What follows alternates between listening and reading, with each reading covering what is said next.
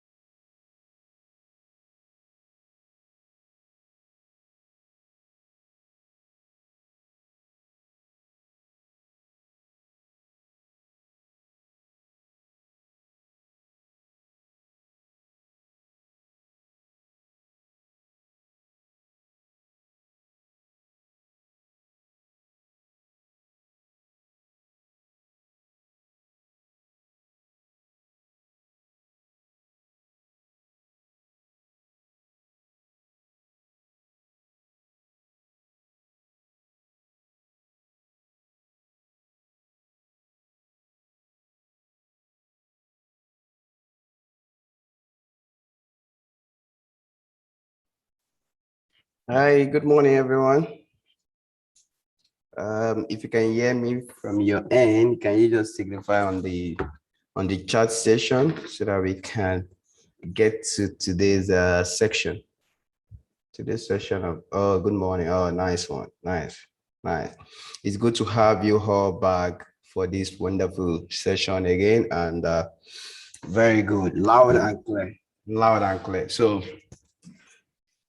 we are currently at Unit 4 currently, and there's a lot to cover this morning, but I'm very sure that the energy to cover this, I'm very sure that we all have that, right? So awesome. So yeah, great. Okay, so today you get the chance to start working on machine learning, how to actually build an actual model out of the data. So if you have done diligently on the previous session, and you actually understood everything that has been taught so far, then today will not be a problem for you, so it will be very easy for you to code along today as well, and understand some basic concepts as regard to machine learning, so yeah. Just a quick one. We're going to cover a lot today. Like I mentioned, that basically we are introducing you to machine learning, and we are going to start with the simplest problem in machine learning, which is classification, right? So classification is just you trying to classify whether something belongs to a particular category or it belongs to the other category. But it is easy. It is very easy for humans to do that. Like, you can differentiate between a cat or a dog, a car, and a lorry. But you teaching a computer or a machine how to differentiate such can be very difficult. But thanks to machine learning, this process and difficult difficult approach has actually was proven really good, and yeah, so that challenge has been overcome. I mean, we can now do such tasks now with machine learning. So what we expect you to complete after to learn after the end of this course is for you to be able to distinguish between different types of classification based on class. Then you should be able to list a classification algorithm, list types of classification algorithm, like what are the types of algorithms that you can use for classification. And the most important part of it is you being able to build a classification model, not algorithm now, a classification model, because you can't build a classification algorithm. The algorithms are there for you to utilize, right? So what you're going to do is to build classification models. You build models based on those algorithms and evaluate a classification model performance. That one is very key.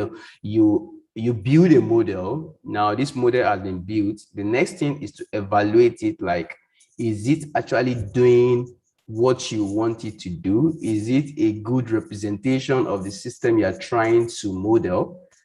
So that's where evaluation of models comes into play, and it is very key in machine learning. So in classification, we predict the category a data belongs to. That is, classification algorithms are used to predict labels. Yeah, so you will soon get to know the meaning of labels.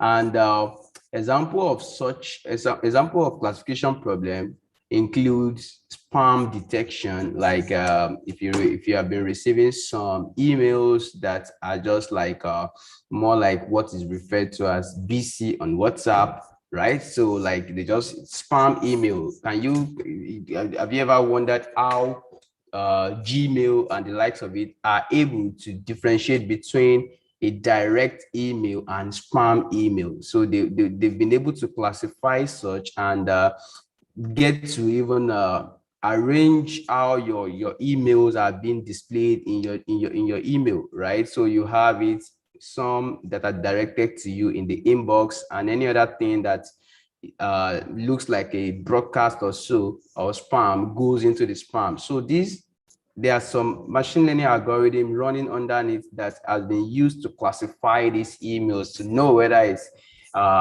good for your inbox or is going to your spam. Another one is churn prediction. You want to know whether in what, maybe probably in a banking setting, you want to know if a customer, the churn rate of loans and the likes of it, right? Then we have sentiment analysis as well. You want to know whether this statement that have been said, is it a positive statement? Is it negative statement? Is it neutral? What does this statement actually mean? Those are, you're trying to classify them, right? Then you can also look at dog breed detection. That's just another example. You're trying to classify dog breeds. Is this German Shepherd? Is it and the likes of it, right? So that's our classification box. Like, you're trying to classify them in their categories, right? So now, types of classification tags. We can have binary classification tags and multi-class classification. What do you mean by binary? Can anybody just say something in the chat session what you mean by binary? Somebody said I should increase on Zoom. Okay, it's now Zoom. I think this is better. So what do we mean by binary? 1 and 0. Good. 1 and 0. Awesome. So binary is just two classes, either on or off, 1 or 0, tall or short. Anything that can go in pairs, that can serve as what?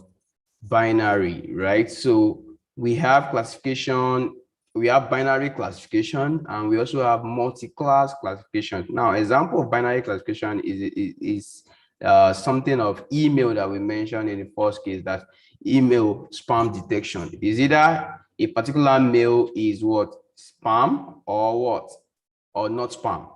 And when it is spam, we can see spam is 1, and then not spam can be represented with 0, right? Okay. Another thing is biometric identification. Is either you are identified as biometrically or not, right? Another one is whether a customer will default or not. Now you've actually given out a loan to a particular customer in a banking sector, right? And you want to know whether the customer will pay the sum of, will pay the loan back, will be able to pay the loan back as at when due. So that is what we call, you want to know whether the customer will default from the promise or the promises that he or she has made to pay back at a particular time. So is either the customer default or not, right? An example of multi-class is when you have anything greater than binary. Anything greater than binary is what we refer to as multi-class classification. So example is digit recognition, which is very, very famous, and it's like the hello world of deep learning, if you want to start deep learning, but that is not part of this class for now. So it's the hello world of deep learning. So digit recognition, you want to recognize digit probably from 0 to 9. You want to teach the machine to be able to tell that this is number 7, this is digit 5, this is digit 4, this is digit 7, digit 8, and the likes of it. So that's one. The classes are already more than 2, and that makes it what? That makes it a multi-class classification, right? Another one is predicting a party that wins the election. Yeah, for democratic countries, you always have more than two parties, right? So you want to be able to tell whether, for instance, let's use the case of Nigeria, you want to be able to tell whether it's going to be APC or PDP or any whatever party that it is out there, right? So you want to predict based on maybe previous elections, and you just train a model on them. So in a nutshell, we have 2 types of classification: binary classification and what? Multi-class classification. There is another type, but we are not going to go into that. That one is advanced for now. So now, what are the types of classification algorithms? That is, what are the kind of algorithms you can use to achieve or build a model, a classification model, right? So some of them are what? Logistic regression, And don't be deceived with this this name called logistic regression. Like regression is another task in machine learning itself, but when it comes to logistic regression, we are still referring to classification, right? So it's not the continuous trying to predict a continuous value. We are still within what classification. Another one is naive. I think I have some questions in the chat session. Okay, true or false. Awesome. Another one is naive Bayes classifier. Nearest neighbor. Which of the nearest neighbor is can be KNN, right?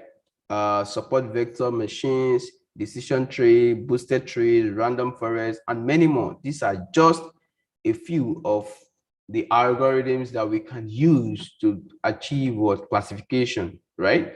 Now, if you're going to be starting a meaningful or awesome, or you want to be building in Python, you want to be building awesome models in Python, there's no way you can do without Sklen.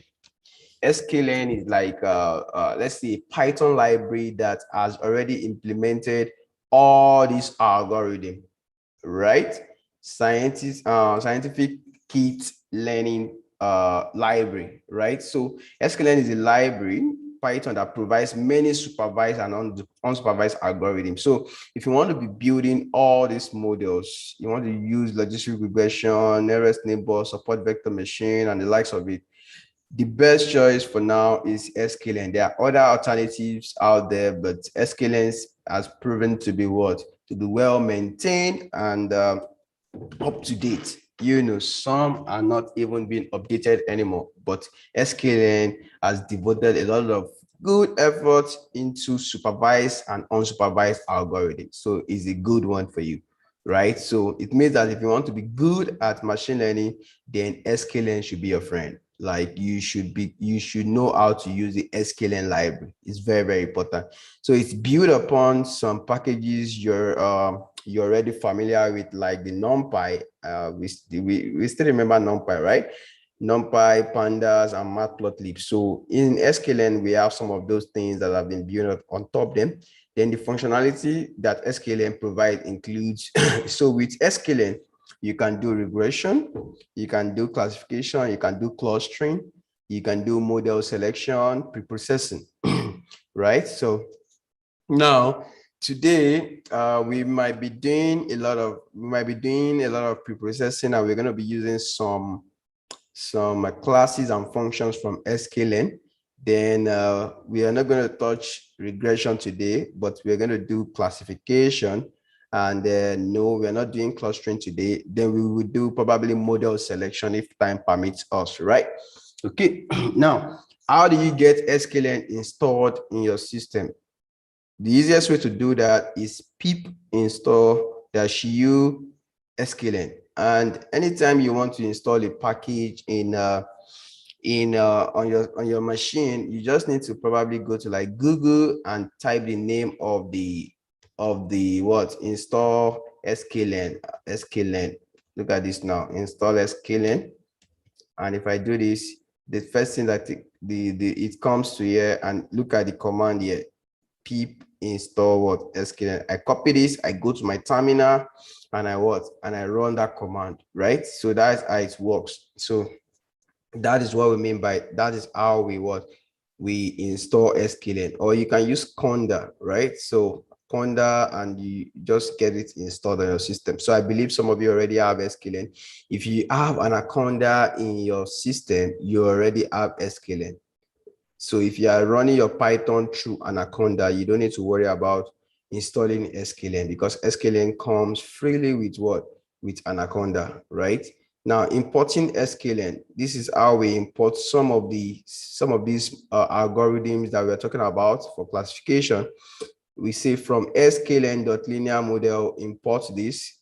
From sklen.neighbors, import this. So these are categories that they are like classes of models. Like we mentioned before, they are linear models, they are neighbors model, they are SVMs, they are trees, they are assembles, they are what? Other ones as well, right? So now from one of the models you can see in linear model is logistic regression. So we are saying that from Sklen, dot linear model import logistic regression for us. Do you get that?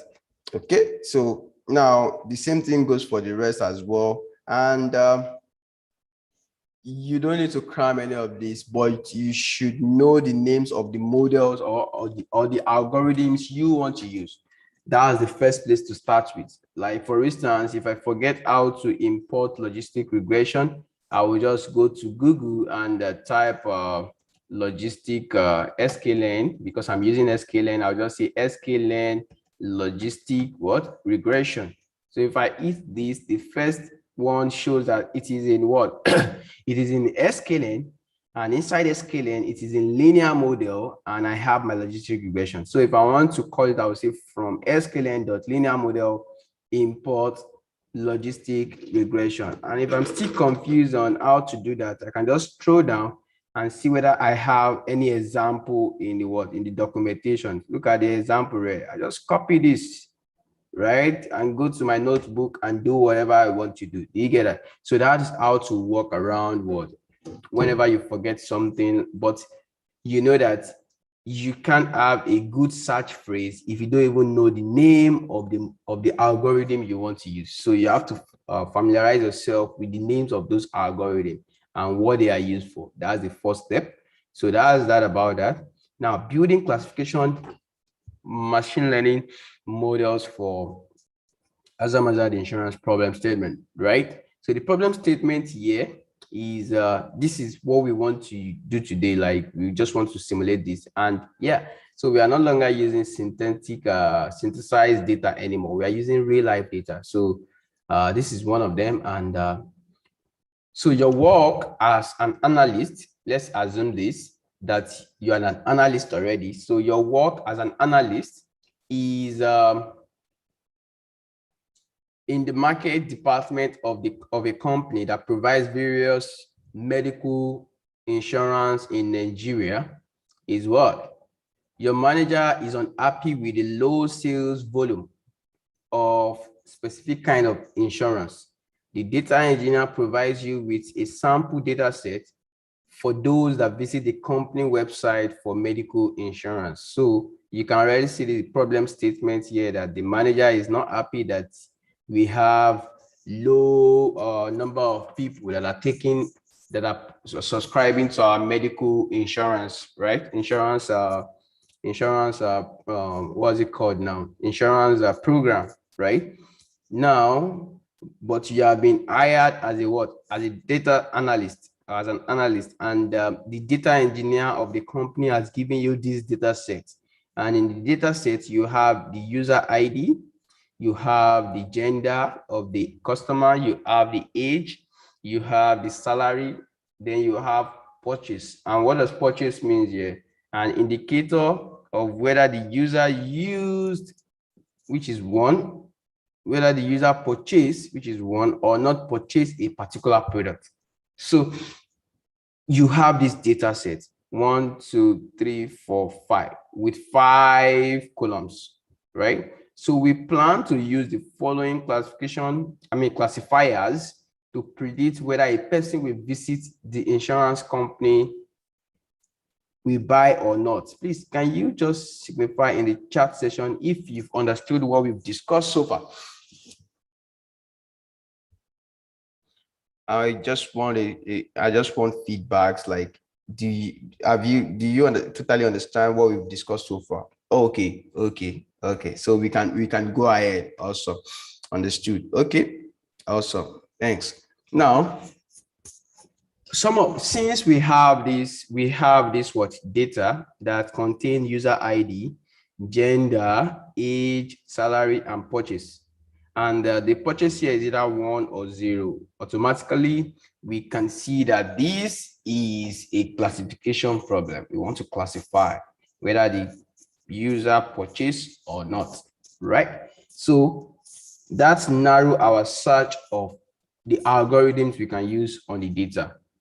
I will narrow my search to what? Classification algorithm, which are called classifiers. And some of them are what? Logistic regression, random forest, like we mentioned before, and XGBoost. We are mentioning it for the first time here. Is another classifier, right? Now, we go ahead and do what? Import the modules that we need from what? From Python. Number one, we need our numeric Python. We need our pandas. We need our matplotlib, and we also need our seaborn. Like I mentioned the last time, apart from matplotlib, we have what other libraries that we can use to do visualization, and one of them is seaborn. These days, people tend to use more of seaborn than matplotlib because it is actually built on matplotlib and it is easier to use compared to what matplotlib. That is the number of codes you write with seaborn is not it will not be as many as what you would have written with matplotlib, so people tend to use seaborn more than matplotlib these days, right? So we will be using both matplotlib and seaborn for our visualization. That is, we need to, like we discussed in the last class, that you tend to make a better decision when you do visualization. Like you can see what the data is saying, right? Okay, so I'll go ahead and import all this on my computer, and that has been done. Now the data set we are using is what? Is medical insurance data set. This data set will be provided to you if it has not been provided at all. So if I read this, and I'm sure we are familiar with this line, we are saying that pandas, which is PD, dot read this CSV file, and we put the path to which the CSV is located on our machine, right? In my own case, it is like 2 folder down, back from where I am now, in the data folder and in the medical insurance, and the medical insurance data set should be read. And you will see that this is the medical insurance data. I have the user ID as promised by the data engineer. I have the gender of the what? The gender of the users. Then we have the age, we have the estimated salary, then we have purchase, which is not purchase or purchase, right? Now, as a data analyst, you have to be familiar with the data you've been given. Like, you have to get to know what the data contain, like, yeah, what are the things that are in the data, some statistical measures that you can take out of the data. That's the first thing we need to do. We call that data preprocessing. You're trying to preprocess the data to make it ready for model building.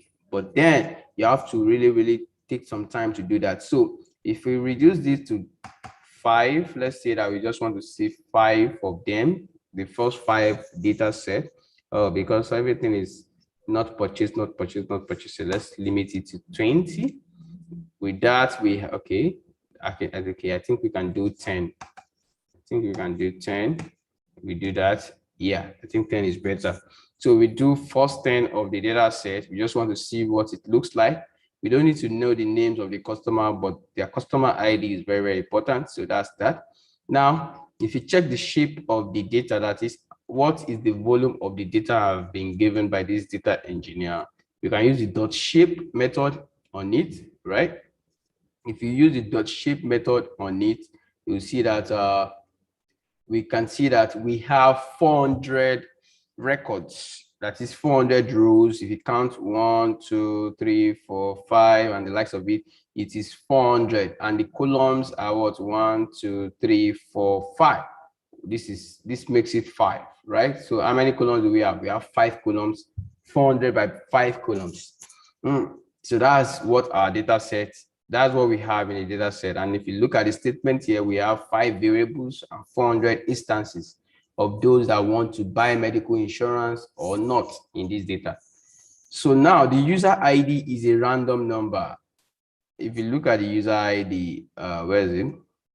Okay, back to this place. This user ID, you'll see that is more like a random number, right? It's more like what? Is not even more like, it's random number. It has been randomly generated. So what decision are we making on that?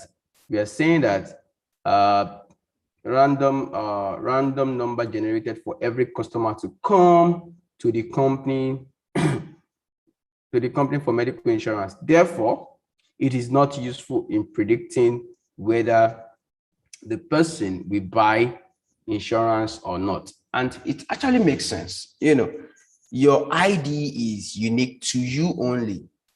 It doesn't have any correlation with any other person's ID, right? So there is no way I can have some relationship between your ID and another person's ID. No. But your salary can be correlated with another person's salary. For instance, if I go through this data set, another person might be having this estimated value of salary, but nobody will be having this particular user ID. Nobody else apart from this particular user. So we need things that relate a user to another user. We don't need things that is just unique to just one user, right? So if it is unique to you, it is not useful. It is not useful for us to generalize. We can't use it to make decision on others. But if it is something that is not only unique to you, but also found in other people's attributes, then we can include that in our model. That is why we've concluded that since everything under the user ID, they are unique, it is not useful for building model because they are just unique random numbers. So we are going to drop them. That is, we're going to remove the user ID because we don't need them. So how do we do that? We just say that the data set, don't forget that we stored the data set in Python environment as insurance, right? So we are saying insurance, drop. What are you dropping for us? Drop the user ID. And the axis is simply the columns. That is, where will you find these user IDs? Look through the columns. I have 5 columns here. Just look through the columns and find me user ID and drop it. And this in place equals true is like any changes you make to this data, make it a permanent change. That's the meaning of in place equals true. Make it a what? A permanent change. And if I go and do my normal shift tab, if you check the documentation, you see that in place means what?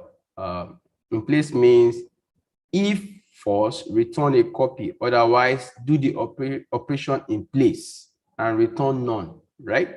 Okay. Now, if I run this cell, I expect that by the time I'm checking the first 10 elements or the first 10 records of this data set, I should not be seeing the user ID anymore. Can you see that the user ID, which were here before, has been dropped in this data set? So now, if we check the shape of our data set now, if you say insurance dot shape, and we do this, you see that what we have now is just 400 by 4 as against what?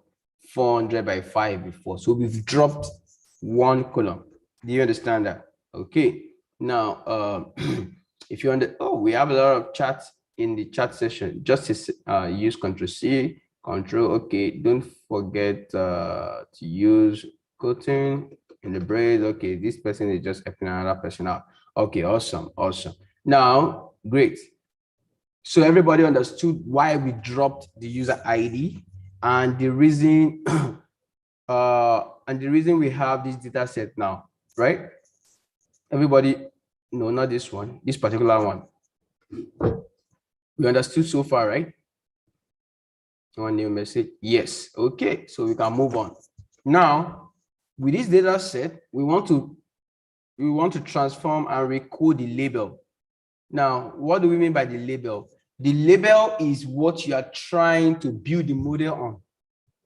That is what you're trying to, excuse me, what you're trying to make your model predict. That is the model. I mean, that is the label. Sometimes we call it label, and sometimes we call it what? The target variable or target features. So if you look at this data set, it has 3 features and 1 target feature. I mean, 1 target variable. This is no longer a feature, but it is now a variable. Features are more like characteristics. What defines this target, right? So this one has 3 features and 1 target column. Okay, now the models, all the models that we've mentioned, all these model, linear, logistic regression, random forest, naive Bayes, and the likes of them, they don't work on what? On strings. They don't perform their operation on what? On anything other than numbers. Because everything that is going underneath in machine learning is mathematics. So, and there's no way you can do mathematics on sentences like not purchase, on phrases like not purchase and the likes of it. So we need to find even the male and female and the likes of it. No, they don't know how to. You can't say male plus female. What does it give you? Does it make sense? But if I say 19 plus 35, it makes sense to the machine, right? So we need to encode or transform these phrases, or probably string if you want to call them in programming, into numbers. That is why we are deciding to do that here. We want to transform or recode label to 1 for those that purchase and 0 for those that did not what? Purchase. So that process is what we call transformation. We are transforming the data. And the entire process of what we are doing right now is called pre-processing. We are pre-processing the data to get it ready for what? For the model, for modeling phase. Okay, this person is saying that, please, what are the 3 features of this model? We don't have the model yet, but we have 3 features in this data set. The first one is the gender. The second one is what? Age. And the third one is estimated salary. This last column is not a feature, is a target. That is what we are trying to what? To predict or to build our model on. Do you get it? So that explain or that answer your question. Okay. Now, how do we transform these not purchase and purchase into numbers? We already said that the purchase should be represented with 1s, and the not purchased should be represented with what? 0s, right? So a way we can do that, there are many ways we can actually do it, but one way to do that is anytime you, let me just come here. If you select a column, insurance, let's say dot purchase, like this, okay, it's capital letter P, purchased, like this, I have this. You can do the dot apply on it, which means apply a function on this particular word, on this particular series, right? Now, that's the same thing we're trying to simulate here by doing that what? We transform this by saying, take the insurance data set, select the purchase column, apply this one-time function on it. We are just applying this function on it. So Lambda function, they are like a nameless function. That is function that do not have name. You don't define them. You just use them when you define them. Like unlike the others that, unlike other functions that you need to write def, my function, and you define your function first before you can use. No, Lambda functions, the moment you are defining, because they are nameless, the moment you are defining, you're also using them. Is that they are one-time functions. You understand? So that's what we are doing here. We say lambda x. If 1, that is for every x, make it 1 if x is equal to purchase, else replace it with 0. So it means that for each of these what entries here, this lambda function will be applied on them, and to determine whether, if it is not purchased, like we've already said, that if it is not purchased, put what? 0. But if it is purchased, put what? 1 there. That is why you see that from the first one, from the 0 instance to what?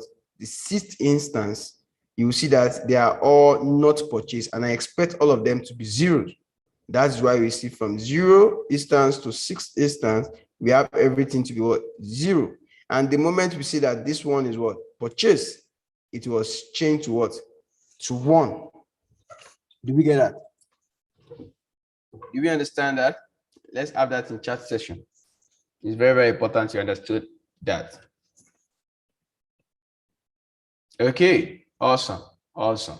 Okay, so now our data is becoming ready for modeling gradually. But if you look at the data set again, not every column has been changed to numbers.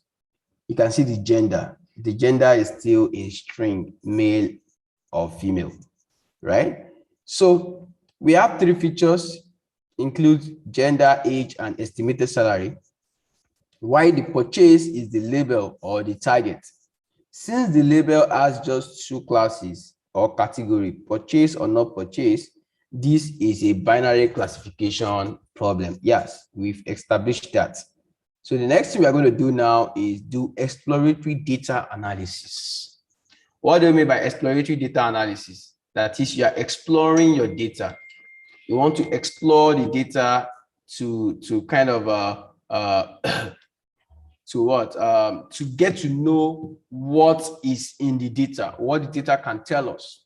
We want to get insight from the data so that we can make decisions on how well to transform the data.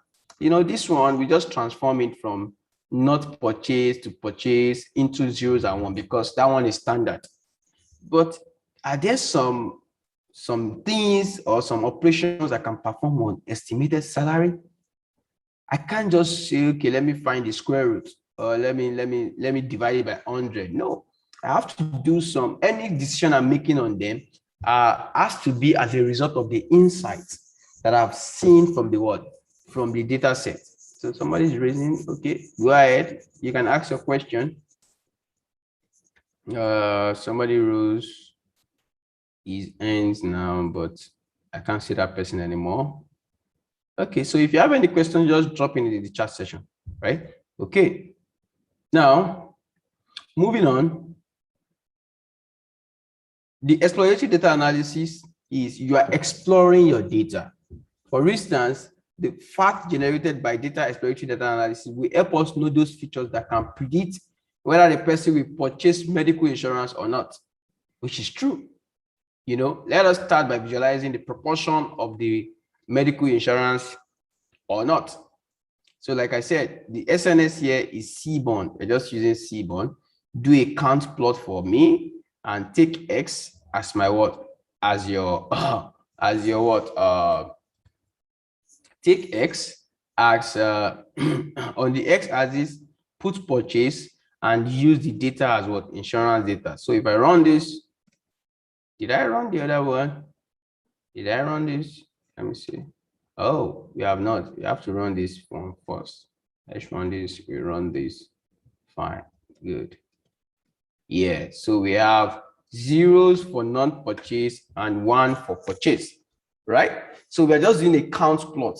Just count the number of people that purchase and count the number of people that did not purchase. Then do an histogram plot. So it's more like a count plot, right? So with this at a glance, I can see that there are a lot of customers that did not purchase the medical insurance, right? Almost half of people that did not purchase. I mean, almost what is it called? The value of people that actually purchase our medical insurance, they are like half of people that did not even purchase at all. So we are losing. So the manager has all the right to be angry because this is not good for the business. You're having a lot of people not buying your product. They are not buying the medical insurance program. They are not buying into it. Only these people have bought into it, but you need more. Why don't you have more of these people into this place? That is more money for the business. You get that? Okay, how do we get the material for this, for the machine learning? Okay, the host will send the material to you. The host will get the will send the including the data set and everything. You get everything at the end of the. Yeah, somebody said, but we have about 400 customers. Yes, we have about 400 customers. But those that did not buy the the customer, those that did not buy the medical insurance program, that did not buy into it, there are more than 250. And if you add this and this, it should give you what, 400. For instance, let's do something now. Let's just do insurance. You want to see dot value, okay, dot what, dot purchase, dot value count. We just want to count it. Okay, can you see that the number of zeros, those that did not buy, there are 257, which is actually right by this chart. There is about 257 of them that did not. And those that bought, they are close to 150, but they are not up to 150. Can you see that? If you add these two numbers together, that will give you what? 400. For instance, if I say this guy, the zero part of it, and this guy, oh, sorry, this guy is zero part of it plus what? Plus this guy, the first part of it. It's giving me 400, which is complete. You understand now? So that's that about that. So that answer your question. I'm moving that back to this. You get that? So we don't even need this anymore because the chart is already giving us what we need from there. As you can see, majority of those that visit medical insurance company did not buy the insurance. This is an example of class imbalance. That is, there is no equal proportion of those that we buy or not. What do you mean by class imbalance? This is class 0 and this is class 1. And from what you can see that what this is not equal to this. So they are not balanced. As simple as that. Class imbalance. Assuming we have about 150 here and about 150 here as well, though the difference can be like 1, 2, 3, depending on your tolerance. Are you getting me? So that will make it what, a balanced data set. But in this case, they are not balanced. So what we can do is there are many ways we can make the data set to be balanced, but that is not actually, we are still sticking to the basics of machine learning for now, right? We're sticking to the basics of machine learning for now. So that's that about that. Okay, do I have any other question there? Okay, awesome, no question. Okay, now the next thing is we are just, all these things that we are doing, they are called what? Exploratory data analysis. From what we did here, we can see that, oh, the target is imbalanced. The data set is imbalanced. This might lead to some bias in what? In the model. That's what we could get out of that for now. There are other things we can use to, we can interpret out of this chart. But for now, let's stick to that. So SNS.count plot, we want to count the gender now. What about the gender? Do we have equal proportion of male to female in this data set? And by now you should know how this works now, right? So if I run this, I have this plot. You can see that the male is almost equal to the number of females. So we can see that this one is balanced. Almost the difference between this one, let's just find the difference between this. Let's find the difference. Let's say that insurance dot gender dot count value count, rather value counts. Okay, give me the zeros and minus it. Let's just minus it from this, the second value, and yeah, let's find the difference. You can see the difference. The difference between this bar and this bar is just what? It's just 8. It means they're just 8. If you say that this data is imbalanced, that would be wrong of us, because the difference between this is just 8. They are almost the same thing. So this one is almost, and we can see that it is balanced in terms of gender. It is okay. You understand? So the proportion of males are almost the same as female, and that's fine. This one is fine, right? So I don't have problem with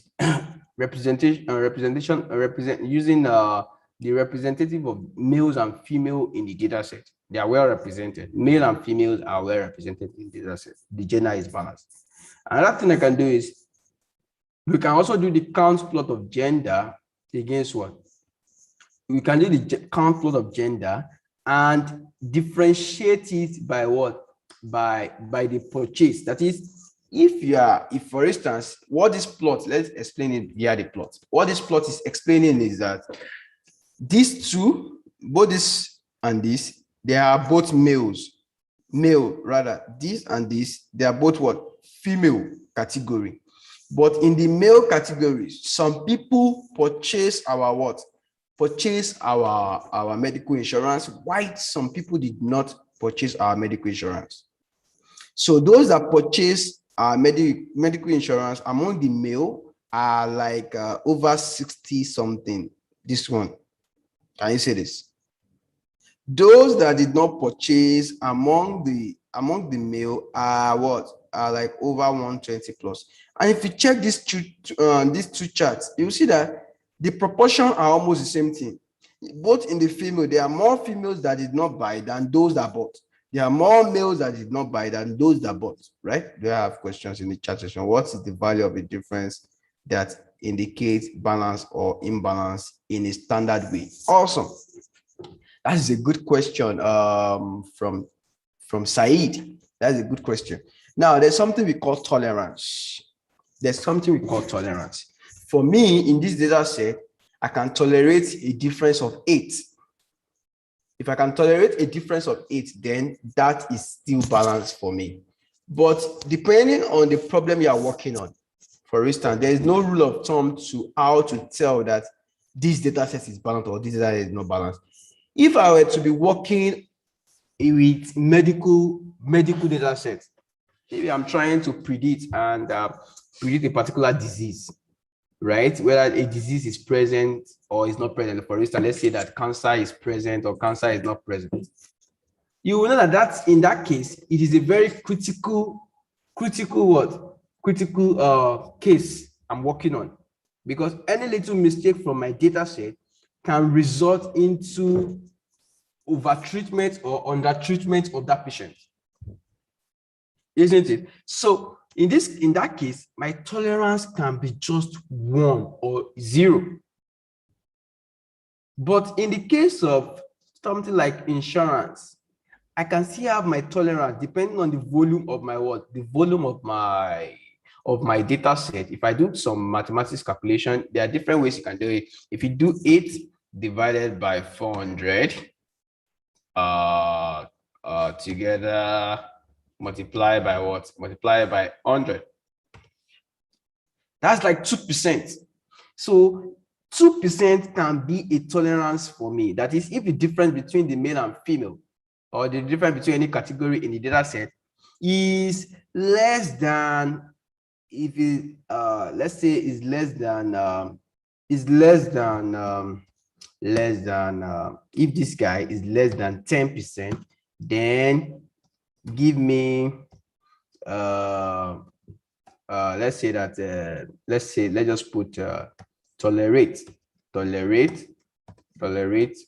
else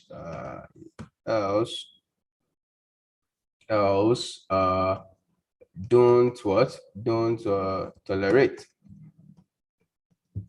I think this code snippet should throw an error. Yeah, the ternary operator in Python. Let's see it. Ternary operator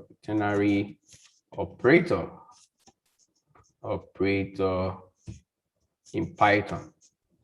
Let's just see that. Okay. Oh, okay. Just if and else. Okay, fine. Let's just go back. So what I'm trying to do here is, if, let's just say if this is less than this, let's just change it. Print what? Tolerate. Okay, let's print this, and else. Let's say else. I just want to print don't tolerate. Yes. So we are able to be what? Tolerate. In this case now, we are saying that we found a difference between the categories. and we found the percentage of the difference. And in this case, our tolerance is anything that is below this threshold. In this case, 10. If it is below it, tolerate it. But if it is above it, don't tolerate it. That makes it what? That makes it balance. Or let's even say that balance. And let's say that imbalance here. That is even better. Balance, imbalance. Yeah. So it is what? A balanced data set. Now imagine I increase this to probably that the difference. Let's now use this guy. This guy, when we're finding the difference of this guy, we found the difference of this the last time, right? We found the difference. Let's quickly find the difference of that. Let's quickly find the difference of that. So the difference of that is probably what purchase now. We are dealing with purchase now. Purchase, right? So the difference there is what? 114, right? If I put 114 in this formula here, let's put 114. What do we see? Imbalance, right? Because we said our threshold should be what? 10%, and this is more than 10%, so it is imbalance. It is above 10%. It is imbalance. Our threshold, our tolerance should not be more than 10% for this particular problem. But in the case of medical problem, if it is above 2%, just tell me. If it is above 2%, that is imbalance. So if I change this back to 8, this one is still telling me that it is what? Imbalance. So in the case of medical cases, this difference will be what? Seen as imbalance if my tolerance is 2%. Right? So do we understand that now? Let's get some feedback. Somebody said JavaScript developer cited. Oh, sorry. Sorry, it's just this misunderstanding between JavaScript and Python. So that's that about that, right? So you can tell now there's no general rule of thumb that this is a balanced data set or is not balanced data set, except in the cases of standard, what's it called, threshold in the problem you are working on. Do you get that? Okay. Okay, so we can continue. Now that's that about that. We do this, and everybody understood this this chart. See, another thing is for you to plot some beautiful chart, and knowing how to interpret it is very, very key. If you don't know how to interpret this, then it is as good as you not even doing the visualization at all. You understand? Okay, so that's that about that. The next one is now box plots.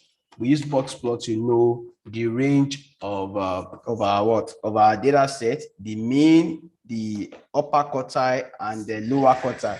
So some people say that machine learning is all about mathematics. Yes, you are right. You can't run away from mathematics when you are doing machine learning. All of your statistics measures, we have to come into play in machine learning, you know. What does U? Somebody say, what is U representing? U is like categorize it based on categorize it. Like if you want to know, let's just check. Let's check. Let's get the right word for that. U. Okay, let's see the doctrine. What does U says? This is U. Do we have U here? Do we have U? Okay. We don't have U. Yeah, right? But if you check the meaning of U in general English, U meaning, yes, U meaning. Okay, so what we use U for in this case is just to categorize. Yeah, that is differentiate. If I remove this U, if I remove this U, if I remove this U now, come on, if I remove this U, I'll go back to what I have before here. But with U, we are saying that for this category, differentiate it based on this U. That is, further categorize this based on purchase. That's how it works, right? Oh, sorry, double comma. Okay, I think we messed this up already. Okay, that's fine. That works fine, right? So the box plot now, look at the conclusion we made out of this. It seems that females wanted to purchase the insurance when compared with male. Yeah, you can see that this is a bit higher than this, right? So more females are tending to buy more of the medical insurance than the female. I mean than the male, right? Okay, we are having a lot of questions. So E shift plus after tower. Okay, that's fine. Okay, we need to move fast now. Let's see how many slides we have left to move. Okay, we are see halfway done. So we are halfway done. Okay, now sorry. The next thing here is we are checking some statistical measure with what?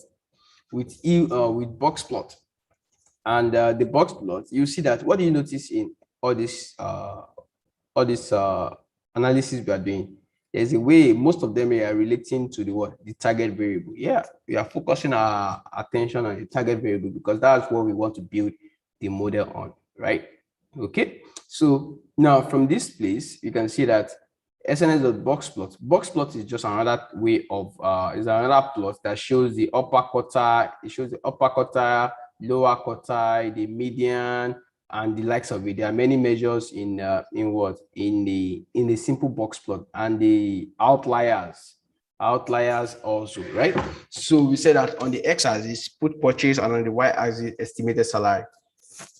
Wow, you see that a lot of people that earn higher salary purchase the insurance, why those that earn low salary did not purchase it. Of course, that makes sense.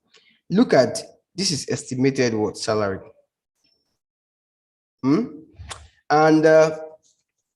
those that did not purchase, the highest estimated salary here is 120,000, right? But most of the people that did not purchase, they are found in between what, 80,000 and 40,000 plus. That's the range of their salary, most of them.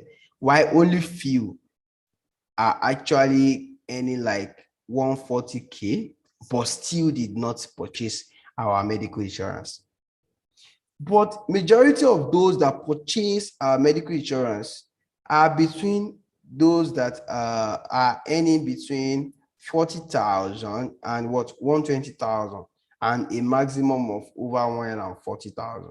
You can see here that there are many of them in this place that are buying our medical insurance program, buying into it because they are earning more money. So it makes sense. If you are earning more money, then that's when you'll be thinking of insurance. But somebody that is earning probably like 40K might not even be thinking of insurance. It makes sense, right? So we should focus more on the elites when it comes to we selling our medical insurance, right?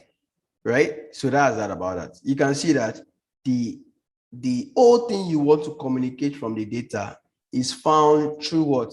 Exploratory data analysis. Without exploratory data analysis, you can't get the best out of the data. So all these decisions, all these insights that we've gotten out of the data is through the visualization, right? So any questions so far? Let's have questions in the chat session before we move to the model building, which is very, very important. Any question?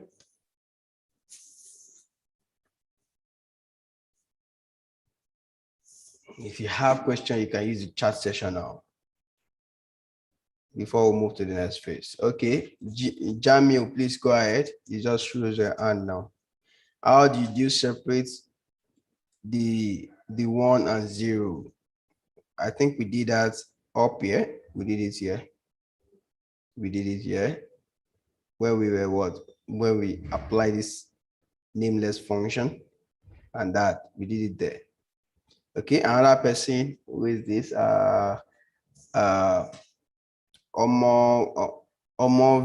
sorry, I can't pronounce that. Please, can you go ahead and ask your question? Lily.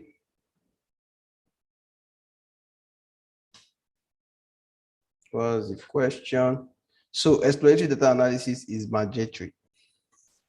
It is not mandatory, no, but if you want to communicate your insights to the manager, to the angry manager now, because this manager is angry, you can't just go and tell the manager, I beat this model, it will work, it will solve your problem. No, you make it, you have to convince the manager that look at what is happening in your data set. Can you see the number of people that are buying and not buying this and that? So from there, you're already getting the interest of the manager, and from there, voila, this is the model we've built to solve the solution. That's how it works. Okay. Now, but during the value count, we add more zeros than one. Yes, we do. How come we are having more people that purchase? Oh, okay. I think Omov Lele, what I'm trying to say is when we did this plot here, a lot of people were having zeros and a lot of people were having one. But when we did this plot here, there are many categories here in the one, and in this place they are now zero. This is box plot. This is not count plot, box plot. The box plot is now using what? Estimated salary. So this range here is estimated salary, based on estimated salary. Are you getting me? So it's not, if you look at this one, we are just counting here. We're just counting whether this guy is, we're just counting whether this guy purchased or did not purchase. But in this case, we are plotting estimated salary against purchase by using what? By using box plot. Okay, so that's that about that. Now for the model building, the interesting part of machine learning, where we get to do the modeling. Number one, we need to import the things, the functions and classes that we need to prepare the data set into training set and test set, and the metrics that we'll be using in for evaluation. Now we still have, let's just take a look at our data set once more. Insurance is this insurance.ed. These are data sets, right? So we have both the features and the target are still together, right? So we want to separate the features from the target now. Separate features from the label from the data. How do we do that? All the features are stored in the X variable and the target are stored in Y variable. And the only target variable here is purchase. So if we drop it, we are dropping it here, but we are dropping it, but we are not dropping it permanently. So we just said insurance.drop this. Okay, let me just show you the output of this guy. Let me show you our output of this. If I say insurance.drop this, can you see? We have dropped this column. So these are our features, and we are saving it in what? In X variable. We put it in X variable. Then our Y, which is our label, is what? Insurance purchase, right? So if you check X.ed, we have this. And if you check Y.ed, we have only our target variables. Now, the one-hot encoding, we are still pre-processing because we cannot pass the male and female into a model. It doesn't work, right?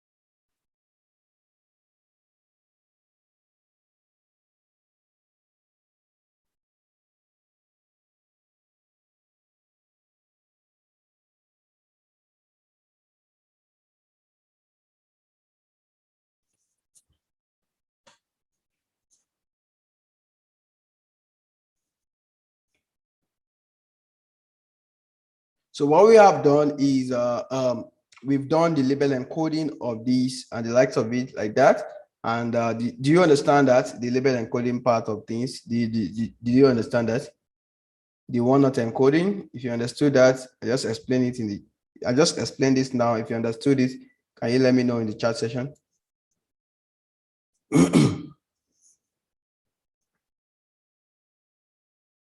Somebody said no, I don't. Okay. Let me explain it again.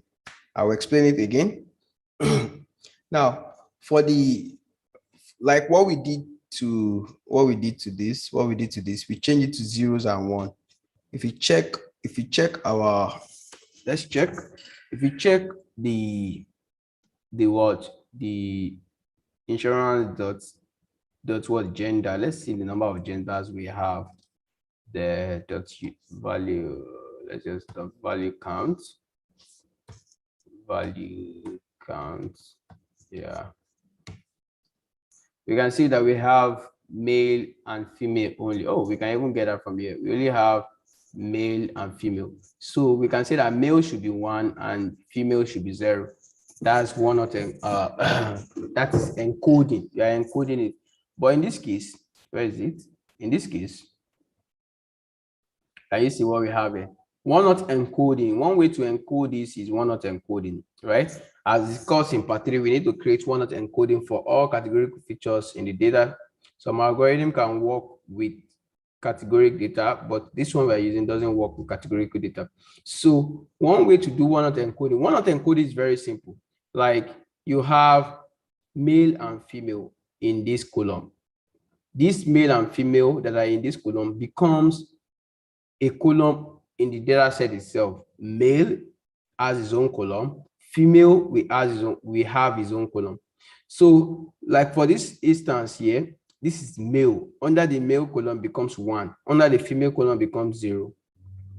This is also male. Under the male column becomes 1. Under the female column becomes 0. And the female here, under the male column becomes 0. And under the male column becomes 1. That is what is happening here. Can you see here? For female, the first person here is a male. That's why we are saying that you are not a female, becomes 0, but you are a male, be 1.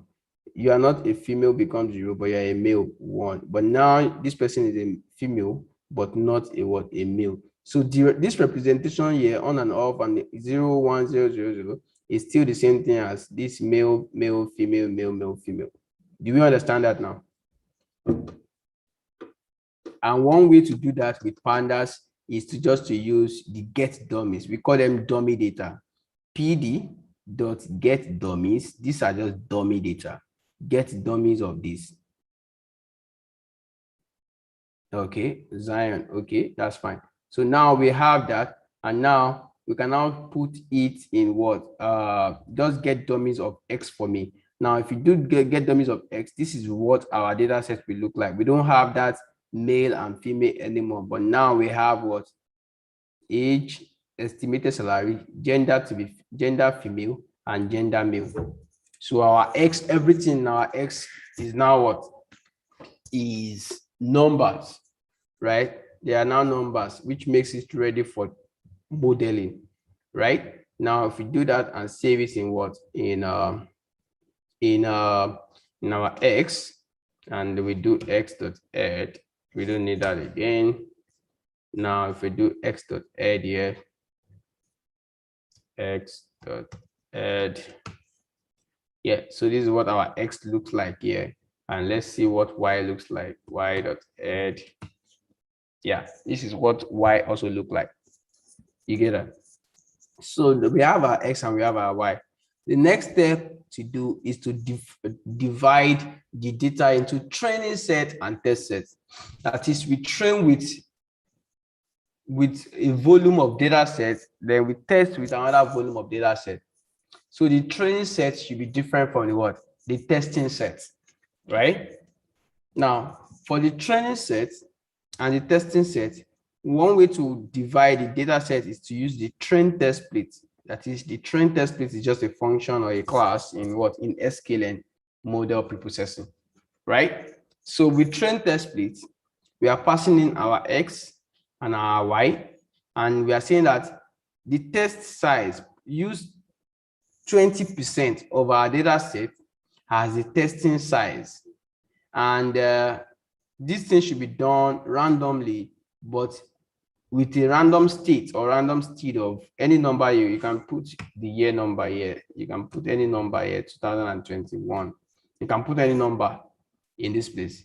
It's just a random seed, you know, for you, so that when you run this code at your end, we get the same result.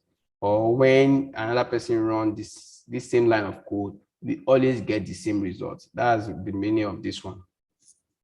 So I expect that 20% of 400 of our data set should be what? Should be allocated for the test size, for the test, and the rest should be allocated to train. So we now have our X divided to be X train and X test, and our Y also divided to be Y train and Y test. So if we do that, that works. Okay.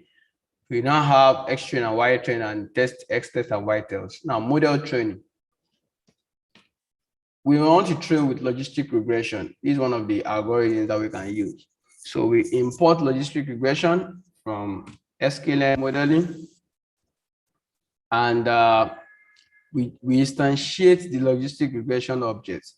So we call it logistic model to be equal to logistic regression. There are many parameters we can set here, but now we just stick to the what? Stick to the basics. This is the instantiation of the what? Of the model. Okay, Jamil, you want to ask a question? Please go ahead. Somebody said the train test split is it compulsory? Is it compulsory that the names are X train, X test? No, it's not compulsory. But if you check this function, X train, Y train, if you check the function of the signature of train test split, if you check it, you see that most of the examples, and it has become a convention, is, look at the example here now. Look at this example, X train, Y train, X test, Y test. That's the official documentation. And it has become a convention, and which actually makes sense. You can call your own A, B, C, D if that is okay by you. But by convention, if you are reading people's code, if you are communicating your insight, you're communicating your model stuff with other, or you're working with external bodies and the likes of it, they expect to be seeing X train, Y train, X test, Y test, because it's a convention, right? So that answers your question. Okay. Now, we instantiate the logistic regression model. Then we fit the model on the what? On the X train and Y train. We fit it on it.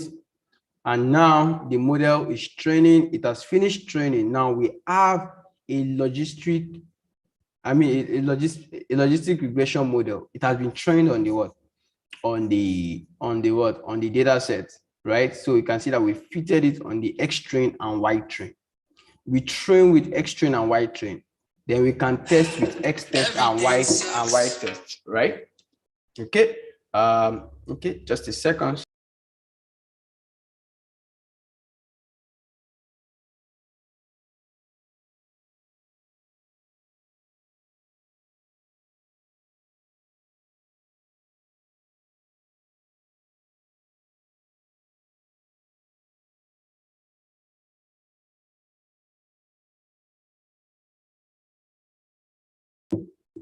Okay, so sorry about that.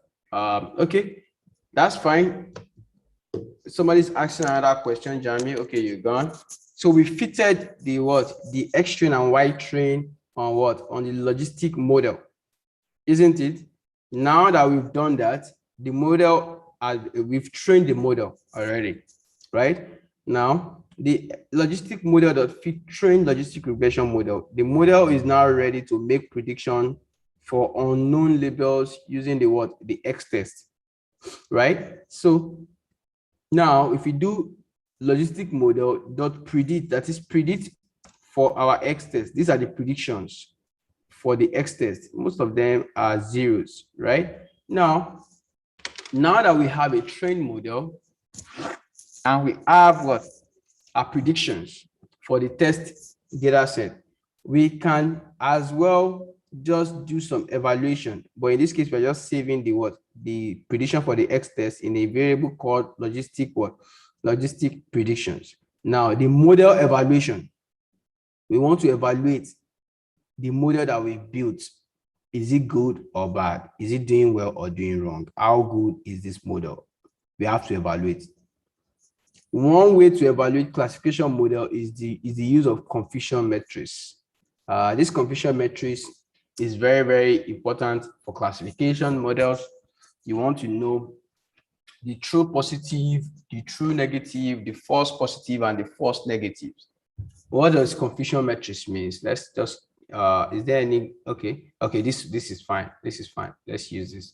Let me just run this code. I can walk you through this code, but let me explain this very well first. This confusion matrix. So this is confusion matrix here.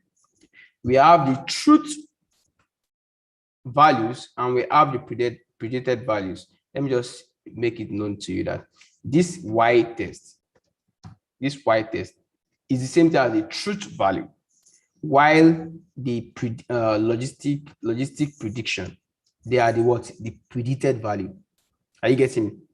This is our true value, the original labels that came with the data set, but this is what our model is predicting. That's what we have here. The truth is the Y test, and the predicted is the what? Is the predicted value here. The logistic prediction is the predicted value here. Fine. So we are looking, we are checking the truth against the predicted, right? And what we can do in that case, our truth value can either be purchased or not purchased. And our predicted value can also be either be not purchased or purchased. Can you see that? So what we are checking here is under our truth values, those times that we have the let's start with this guy, not purchase, and the predicted value is also not purchase. How many times do they have this same correlation? They have it to be what? 49 times. That is, out of our predictions, we have 49 instances where the truth value was not purchased and the predicted value was also not purchased. But there was 39 instances whereby the truth value is purchased and the predicted value is not purchased, which is very, very wrong. Because our truth value here is saying that we are saying that the truth value is purchased, but our predicted value is saying it is not purchased. So we have 39 instances that are wrong here.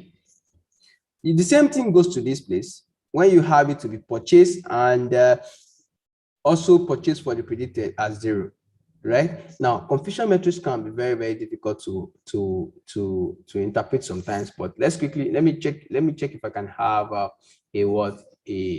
visual representation of confusion matrix for you. Confusion matrix.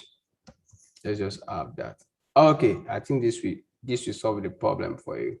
This particular one. I just need this picture. Where is it? No. I don't need you. Not you. Okay, this picture itself. Look at this picture. So look at this picture now. This is the confusion matrix. We have a true positive, we have a true negative, false positive, and false negative. What's not true positive? True positive is when the actual, that is the truth value, is the same thing as the predicted value. It is a true positive. That is, it is true. And you are predicting that it is purchased. Oh, that is true. True positive. But false, true negative is the model is predicting that they did not buy the medical insurance. And the actual value or the truth value is also saying that they did not buy the medical insurance. Then we have true negative. You understand that now? Do you know the meaning of true positive and true negative? True positive we emerge if we have what medical purchase for the truth value and medical purchase for the predicted value. That gives what true positive, right? Then true negative is in the case of for the truth value we have it to be not purchased, and the predicted value we also have it to be not purchased. Those are the two true positive and true negative, and which are what we are actually interested in the most. Now, the false positive is your truth value is saying that it is not purchased, but your predicted is now saying that it is purchased. That is false. You're lying to me. False positive. False negative is the truth value says that it is purchased, but the predicted value is not telling you that it is what? Not purchased. You are still lying to me, which is false negative now. If you understand, if you understood what I just explained now, can you just signify in the chat session?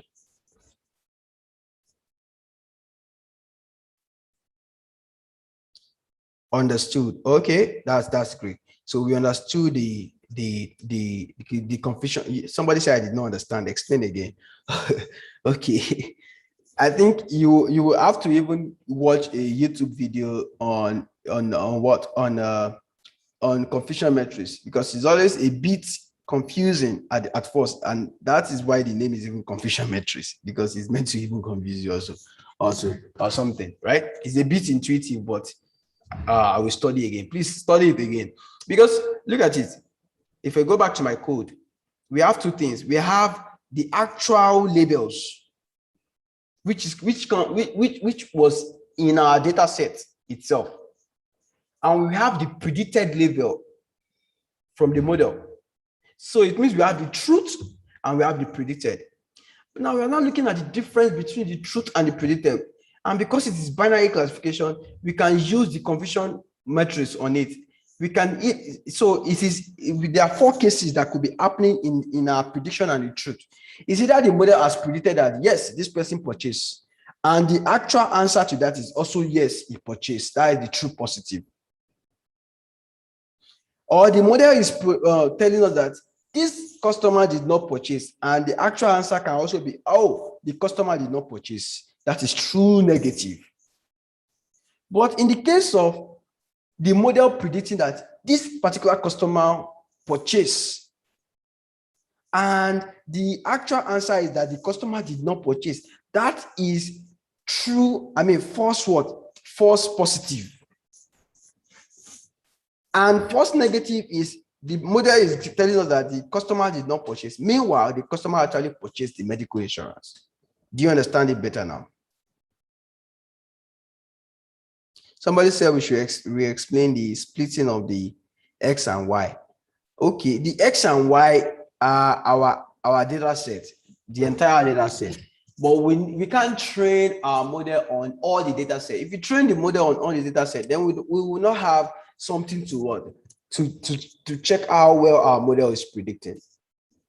That's why we are splitting it into X train and Y train. That is the training data set and the testing data set. Do you understand that? So the entire data set is X and Y. That's the feature and the label. So we splitted that into X train and Y train, X test and Y test. So the training set has its own features and label, and the testing set has its own features and label. Do you understand better now? Please indicate in the chat section. We need to really move fast now. Okay, awesome. Okay, that's fine. So we understood the confusion matrix now. And our model here, you see that we have for 49 instances, the model is doing well, telling us that it is not purchased, and the actual answer is also not purchased. But our false positive, false, what's it called now? The false positive is 39 instances. It means that the model is getting 39 instances wrong.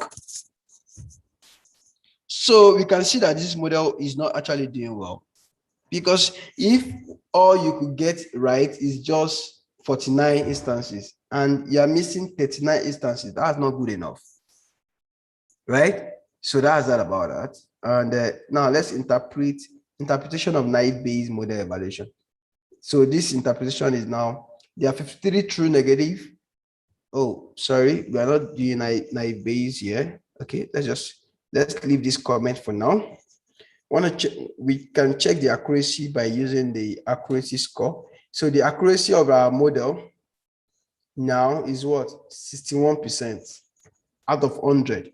So it's actually doing better than average for now, but 61% is very poor, right? The accuracy of the model is 66. We cannot trust the accuracy since the data is imbalanced. Sorry, this is a mistake. This is not 66. This is 61.25. 61.25. So the accuracy of the model is 61.25, and we cannot trust this accuracy since the data is class is imbalanced. Therefore, we are going to use F1 score. So one way to check the evaluation of your metrics, to evaluate your metrics, is using accuracy score. And there are many other metrics that you can use when it comes to classification. Another one is F1 score. You have to read more on F1 score. F1 score is actually preferable when you have imbalanced data sets. You understand that? So I use the F1 score. These are metrics for you to check whether the model is doing well or not. It takes in the what? The y-test and the prediction. And we do this, we have it to be 0. Now, as you can see, for the confusion metrics and the result of F1 score, the model is not efficient to predict whether or not a customer will what? We buy our medical insurance. So if the nearer the F1 score is, the closer the F1 score is to 1, the better your model. But in this case, your F1 score is totally 0. So the model is as good as trash. This model will just finish building. It cannot, if you use the model to predict, it will, any result is given you, you can't trust that result. It's not good enough. Right? But the accuracy is telling you that, oh, this model is having 61% accuracy. That's like, is like deceiving. If you go by this, then you are putting your manager in more tight corner because you'll be making wrong decisions. So that led us to building another model using the naive Bayes model. Since our logistic regression is not doing so well, if we do the naive Bayes model, we'll put it on X train and Y train, we train it, and we predict it for NFTX, and we do our prediction the same way. Can you see our predictions now? Our prediction is not giving 1, 0, 1, 0, everything is not 0, 0, 0 anymore. Then if you do the confusion metrics, look at our confusion metrics. This is good. Reason be that our model is predicting 45 false, 45 true positive, 28 true negative. Right. So if you go from this, if you go via this diagonal, these two are good. But these are the instances where the model is doing bad. This one. So the model is getting it wrong in 3 times here and 4 times here. So that is like, for all the testing that we've done, the model just got it wrong 7 times. As against getting it right, if you had 45 and 28, that's 65, that's 73. So the model got 73 right and failed just 7.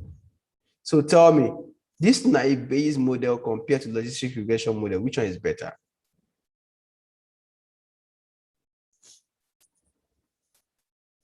I'm waiting for your answers and response. Which one is better? Which one is doing well? Naive Bayes is doing well for this particular data set. That's good. So if we interpret it, these are 48 true negative, 20 true positive. Okay, now all these values are changing because of the fact that I changed these values here. I changed this value when we're doing the X train and Y train. This one that was here. Do you remember? I changed it to 2021. So the comments that you're seeing in this notebook is based on the previous value that was there. So in this case, now if I'm to change it, I'll be changing it to 45. This is 45, 45, sorry, 45. And this is what true positive will be what? True positive is 28. Better. False negative 3.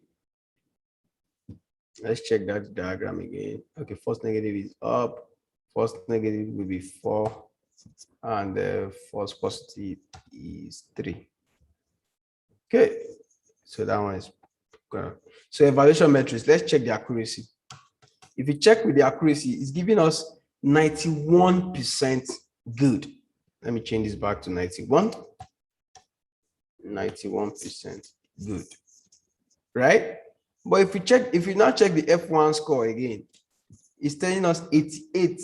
And I told you that the closer your F1 score is to 1, the better your what? Your model. 88. Let's just say 0.9. Right? As you can see, this model seems good in predicting whether a patient will buy insurance or not. Okay, so we can move ahead and build other model to still see whether we will have another model that will perform better. Another one is random forest. We do this, we fit the model on each. Random forest takes time to train sometimes because it's a tree-based model. We run it and we predict. Then we do our evaluation. We have 44, 29, and this one is also almost the same thing with what's it called, with the naive base 29. Okay, this is 2 and this is 5. 5. Okay, again evaluating that, we have 91% and 89%, right? 91.2, 91.3. Okay, that's that. So another model again, we have a lot of models here. This XGBoost, this is another model. You can install XGBoost using pip XGBoost. So for instance, on my machine here, I don't really have XGBoost, but you can just use this command to install it on your own machine, and you run this part of the code and you see the confusion matrix for XGBoost and also the interpretation as well. Then you can do support vector machine. Of course, I do have support vector machine. I can use support vector machine. Then I run that. We do the confusion matrix. Support vector machine seems to be doing well in this place, but getting 16 wrong. That's bad. So if you check the interpretation, evaluate it, you see that support vector machine is just giving us 80%, but F1 square is 66%, which is not good enough. Now the model summary. These are model summary. Model summary, logistic regression gave us this, naive Bayes gave us this, random forest, and the best out of these 5 is naive Bayes on this particular model, on this particular data set. Okay, do we have some questions? Random state value, does it have any implication on the result? Yes, it has implication on the result because the random state value is what you use to select the data set that will be used for training and testing and test at random. So what you are using, if you change the random state, it means you are changing the samples that you are using for training and test. You understand? You must use the model evaluation. Okay, that's fine. Okay, we are almost there. Oh, that's that. So that's the end of that. So in Not of a Shell, we've been able to build fantastic models, evaluate the models, do data preprocessing, do what? Also do what? Exploratory data analysis and the likes of it. So we've run from the beginning of injecting data into Python environment and having a built model on the data set, right?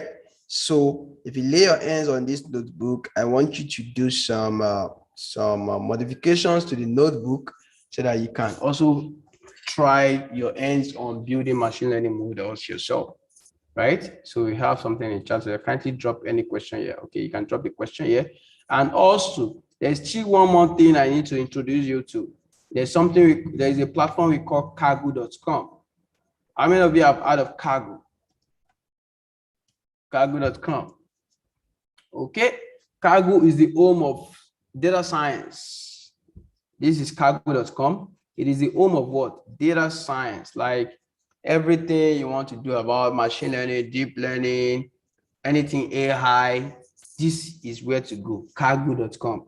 So you have to go and create an account on Cargo. It is simply cargo.com. Let me drop that in the chat session, cargo.com. Go and create an account. If you don't have an account on cargo.com, there are a lot of data scientists, machine learning engineers, AI engineers that are always there. This is a competition platform. Like a lot of competitions that are going on here, and there's prize money there. And this is the platform we will use to round up the program, right? So create a Kaggle competition. Create a Kaggle account. It's very simple. Just come here.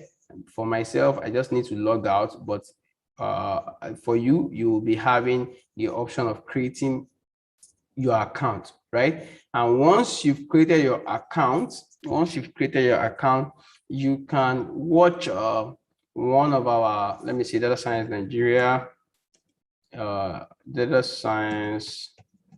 Nigeria YouTube channel, right? YouTube.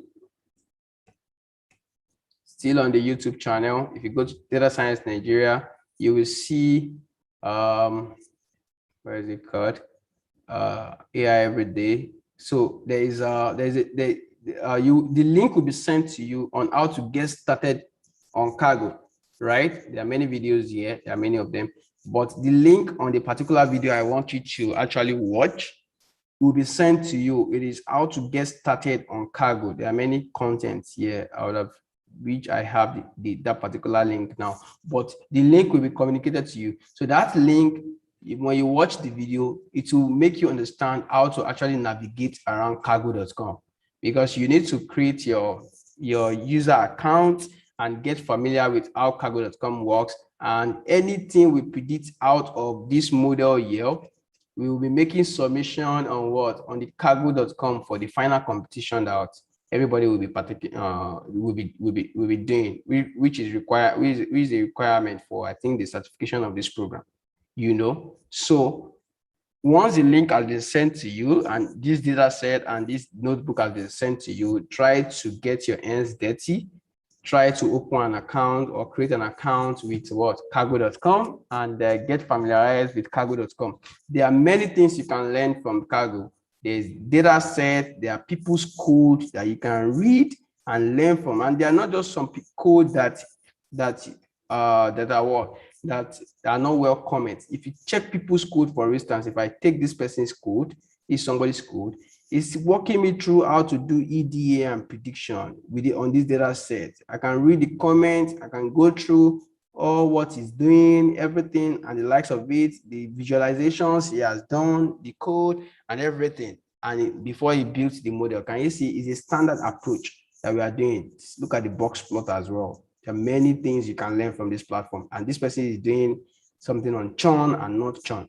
So that's cool. You can join discussions, you can take their courses for free and the likes of it, right? And there are many competitions you can also join to win huge amount of money, not some, $100,000 and the likes of it. All right. So that is that about Kaggle. Okay. So thank you so much. In the case where we have so many roles, and how should we approach that when applying models to millions, not forgetting majority of the row does not correlate with the columns. Now, what we have done today is just the basic introduction to machine learning, right?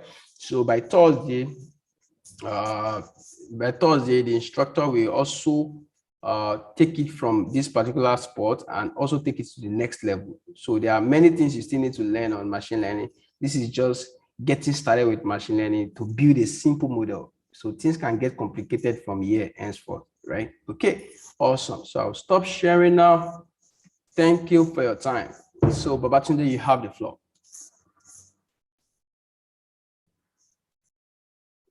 Amazing. We learned a lot today. Please, let's celebrate our facilitator in the chat window. Let's celebrate him in the chat window. If you learned a thing or two, kindly drop it in the chat window. Let's know that you are followed the class all through. Amazing, nice. Our students are saying thank you, Okpe, thank you for dishing out value today. Thank you for the value dropped. Thank you. Yes, nice comments. You can see nice comments here. These are awesome. Yeah, fantastic. So just as you've learned today, so the data set will be shared that will be updated in the info pack. Please do well to check the info pack. Then the quiz question for today will also drop, and then other informations that you need will also be dropped in the WhatsApp group. So please do well to check the WhatsApp group, and if you have questions, you can always drop them in the WhatsApp group. I believe everybody will help everybody out. Then if there are some ones way beyond us, then the admins will answer them. So thank you, Okwe, for facilitating today's class. This is the second to the last class. So by Thursday, AI every day for absolute beginner comes to an end. So, but beyond that, you have it's advisable that you practice what you've been taught. So, as Okwe has mentioned, go to cargo, get your hands dirty. That's how you learn. You get your hands dirty. You learn by doing. So please and please, always make sure to practice out what you've learned. So and then you improve on that. So that's that on that. So thank you all for joining today's class. See you on Thursday. Bye, everyone. Yeah, so Thursday's class, that will be communicated to you in the group. We would love to have you guys. We definitely love it to have you around physically, but due to the situation of this training room as of now, that's why we could not accommodate you physically.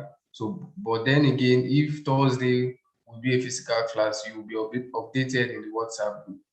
So that's that. Thank you all for joining today's class. Bye.